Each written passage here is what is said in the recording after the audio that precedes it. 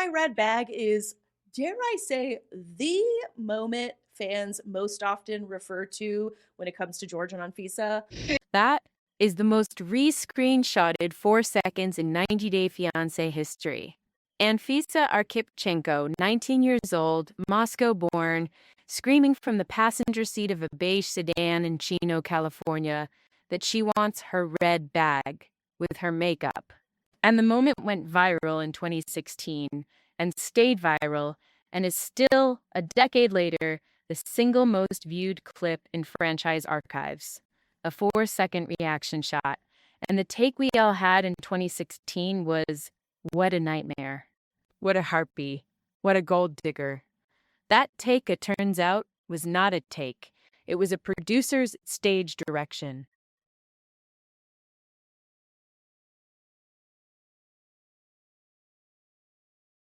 Seem too miserable yet, but there is still this constant conversation about money. There has to be a limit. At least an allowance. 10,000 per month? George $10,000 a month.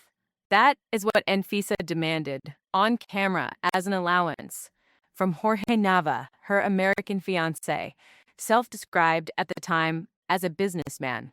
$10,000 a month for a 23-year-old from the San Gabriel Valley who had not at any point in the audition tape disclosed his actual profession. And the fans took one look at the 10,000 figure and decided this 19-year-old was the villain, the adult in the room, the one to be ashamed of. I'm beautiful and I like nice clothes, nice shoes, nice purses. Allowance. In the hands of a teenage Russian immigrant, the word reads as greed. In the hands of a housewife in 1957, it reads as monthly budget. Anfisa was asking, publicly, in English, for a financial arrangement that would force the man in her house to disclose his income, which was, it turned out, the single most important question anyone should have asked Jorge Nava in 2016. Nobody asked it. Anfisa asked it. George tells us the reason Anfisa's mad is because he refuses to buy her a $10,000 purse, which, for the record, makes not a dent in how he feels about her. The purse, the $10,000 handbag. Anfisa wanted it, demanded it, wept on camera in the mall because Jorge had refused. And the whole country watched and said, gross. But unpack the scene. A 20-something man had flown a teenage woman to America on the promise of a certain kind of life, then delivered a different one, then gone before cameras to broadcast the gap. The $10,000 purse was not a purse. It was a receipt. She was asking, in public, for the thing he had promised in private, and she was doing it loud enough that fact-checkers would eventually notice. They did not notice for 2 years, but when they noticed hard.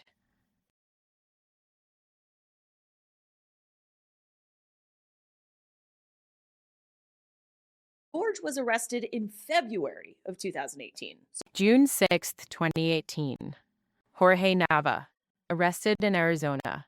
297 pounds of marijuana in the trunk of his own vehicle, Interstate 10, outside Phoenix. And the country that had spent 2 years mocking Anfisa for being a gold digger spent about 45 minutes. Then around May of 2018, George begins serving his sentence, and they officially break things off while George is in prison. 297 pounds.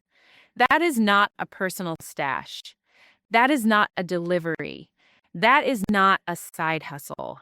That is, by state of Arizona statute, a distribution level quantity subject to a presumptive 12.5-year sentence.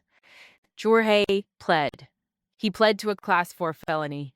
He served 2.5 years, and the woman he had publicly humiliated for demanding financial transparency had been, it turned out, correct about the finances. And it almost seems like this lie was designed to make her blow up, because it's not a very good lie. I lied. Jorge admitted post-prison on YouTube to his own subscribers But the businesses he had claimed on camera were not the businesses he was running. The financial reality of that marriage was funded by the cargo in the trunk. Anfisa's $10,000 purse was a reasonable estimate of the cash flow. She was not the greedy one. She was the accurate one. Pivot, because this is where the franchise lost the plot. The franchise had 2 years of Anfisa tapes in the vault, screaming for the red bag tapes, mall tantrum tapes, you cannot afford me tapes. And when Jorge went to prison, the franchise did not publicly re-examine its own edit. It simply moved to the next couple, because the edit had already done its work. The country had a villain. The villain was a 19-year-old woman. The actual criminal went to Arizona State Correctional, and the edit stayed in the highlight reel. That's George and Anfisa, a hopeful LA weed dealer and a 20-something bride-to-be from Russia. Here is the other thing the edit did. Anfisa is from a specific place, Moscow, Russia, a country whose women in American pop culture have a specific narrative role: cold, calculating, opportunistic, after the visa. The franchise cast Anfisa and then handed the editors a Russian stereotype playbook they had not written but were delighted to use. Every cutaway was framed to evoke it. The gold-dug accent, the sneer, the purse. 19 years old, working at the time, part-time at a gym. The screaming did produce many iconic moments on the show. The producers. Anfisa, post-franchise, has said it directly. On her own YouTube channel, on camera, in English, without an edit, the tantrums were asked for. The outbursts were encouraged. The red bag scream was a take. She was told to be louder, pushier, colder, hungrier. She did what she was told, and the franchise cut it into the narrative that would stick. And the narrative stuck for 8 years. Producers ask him how many times a day she contacts him, and he says 1,000. She was 19. That detail matters. 19-year-olds, famously, do what adults on a set tell them to do. Especially 19-year-olds in a country they have just arrived in, with a boyfriend who is, unbeknownst to them, a federal drug trafficker, whose English is conversational, not fluid, whose legal status depends on a marriage that has already started fraying. Anfisa did not design her character. The character was handed to her with production notes. She's got the brains to go with the beauty. In June of 2022, Anfisa graduated from UC Irvine School of Business. And then, post-franchise, post-divorce, post-Jorge's prison term, Anfisa did the thing that is not supposed to happen in this genre. She went to college. She got a degree. She got into fitness. She opened a business. She paid off her debts. She earned a living. She stopped doing the Russian stereotype voice on camera because nobody was paying her to do it anymore, and she had, it turned out, a different voice waiting in reserve for when the stage light stopped pointing at her. She thought he had. I deserve expensive things that make me look beautiful, but I know George doesn't want to spend that much money. And at this point, we can say that he has been honest with the audience about his income. But I deserve, the phrase that became the franchise's shorthand for Anfisa's whole character.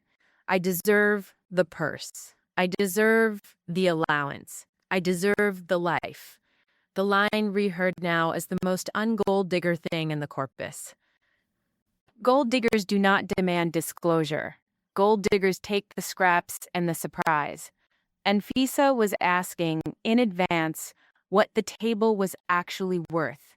That is a woman negotiating. That is not a woman stealing.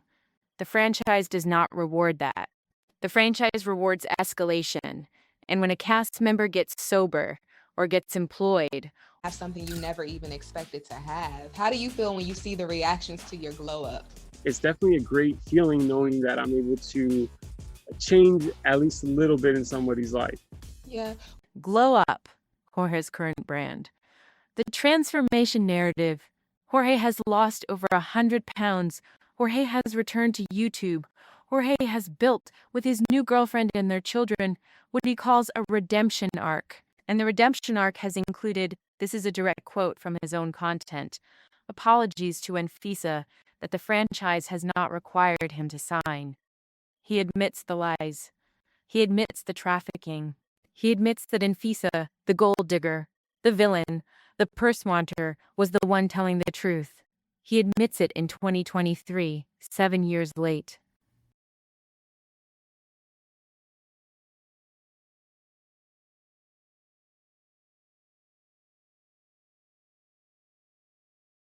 I was 297 pounds. Oh, wait, no. 297 pounds, because I want to say the number again, in the trunk. The trunk belonged to Jorge. Jorge was married to Anfisa. Anfisa, in the camera-documented record, was asking this man to disclose his finances. He did not.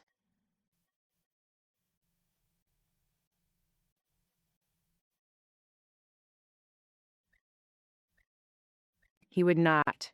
He could not. Because the answer to that question was 297 pounds. And the woman who kept asking was the one the country learned to hate. Second pivot. This isn't really a Jorge episode. This is a franchise editor episode. This is about who gets cast as villain before the evidence is in. Anfisa was young, foreign, accented, female, and demanding. 5 qualities the edit knew how to render. Jorge was young, male, American, chill. I have a felony, and I have a criminal background. So we have a gold digger and technically a criminal. The big difference being that the gold digger has been pretty honest. And Gold digger. The phrase the internet stamped on her like a notary seal. Gold digger is a 1950s insult with a 2016 reach. Gold digger is the sentence a culture uses when it cannot bear the idea of a woman asking an honest question about money. Anfisa's crime was translating the ask into English loud enough for the cameras to pick it up. If she had whispered it at a prenup lawyer's desk, she would have been called prudent.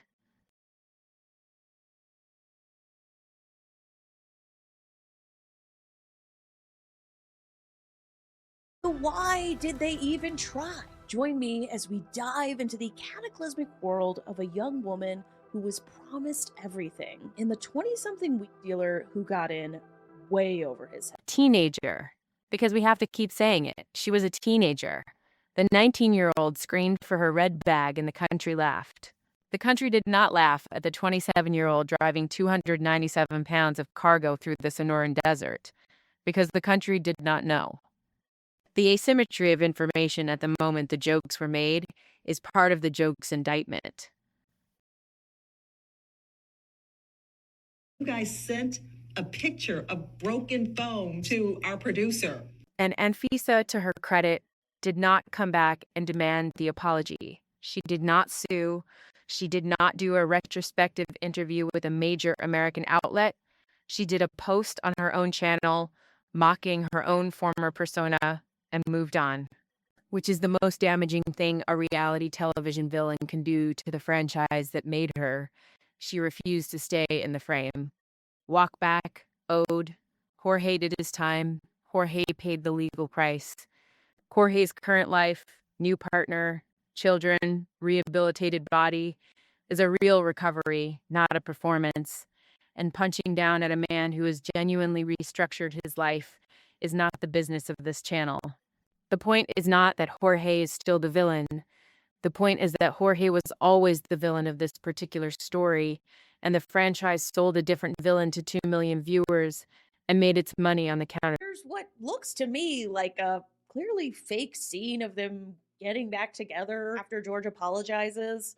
And to his own credit, the walk back has to include this. Jorge has apologized on his own YouTube to Anfisa specifically for the lies, for the finances, for the framing. The apology did not go viral. Apologies rarely do. The apology runs about 4 minutes, has 80,000 views, and is the most genuinely accountable piece of content any original era 90 Day Fiancé cast member has produced. It is also, for exactly that reason, the clip the franchise has never once aired. The ramp. You watch the red bag clip now. 4 seconds. Beige again. Passenger window. Moscow accent. And the scene is the same scene. The zoom is the same zoom. The makeup is the same makeup. The audio is the same audio. What is different is the information. Information you did not have in 2016. Information the franchise had but did not share. Information that once added changes not a single pixel of the picture, but every moral weight behind it. And here is the final thing. Anfisa on camera in 2016, stopping the car, screaming for the bag, throwing the keys.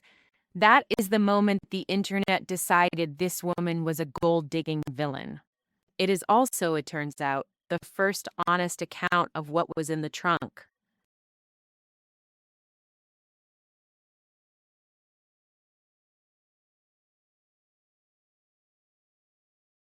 Of course. George takes this one lie and he runs with it. Take 2.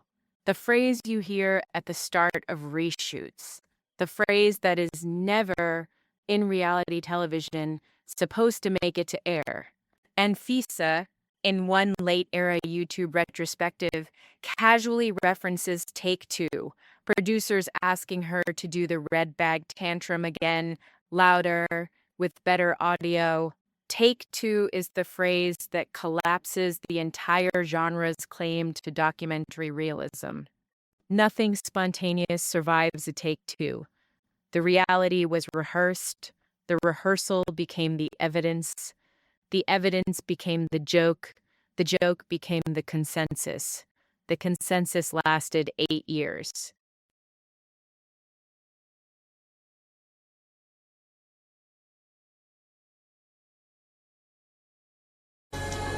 I'm Anfisa. I'm 20 years old. I'm from Moscow, Russia. And it's interesting how George sets this up. He picks her up in this nice new car. He takes her to a nice hotel, says they're Moscow, where she was born, where she went to art school, where her mother, by every available interview, is a working artist, where Anfisa, at 16, was already earning modest amounts modeling and translating for tourism agencies. This is not the biography of a woman who flew to America to marry her first rich man. This is the biography of a woman who had her own career trajectory and who, in a moment of 19-year-old impulse, agreed to film a television show that became a career-defining misrepresentation of every previous choice she had made. The franchise took a young woman with a life, cast her in a caricature, ran the caricature for profit, sent her husband to federal prison 6 states away, and when she later tried to restore the record in her own voice, declined to air the correction. That is not a personal betrayal. That is a business model. The liar or the gold digger? George manipulated Anfisa into coming to America and putting herself in a vulnerable position. The edit. Her word, not mine. Anfisa has said it plainly. She was edited into a villain with intent by a production staff whose names are on the credits, who presumably still get residuals every time a 10th anniversary retrospective runs. The edit is the thing you get paid for being good at. The edit is what separates a love story from a horror story. The edit decided Anfisa's career, and no subsequent correction has ever been given the same bandwidth. The kicker, then. You watch Anfisa scream for the red bag. You hear the beige sedan. You feel the 1916 grain of the DV camera. You know what was in the trunk. You know now what she was negotiating. You know now who was lying to whom. You know now who went to prison and who went to college. And you realize, years too late, that the woman on screen was not the villain of the episode. The woman on screen was the only one reading the contract out loud.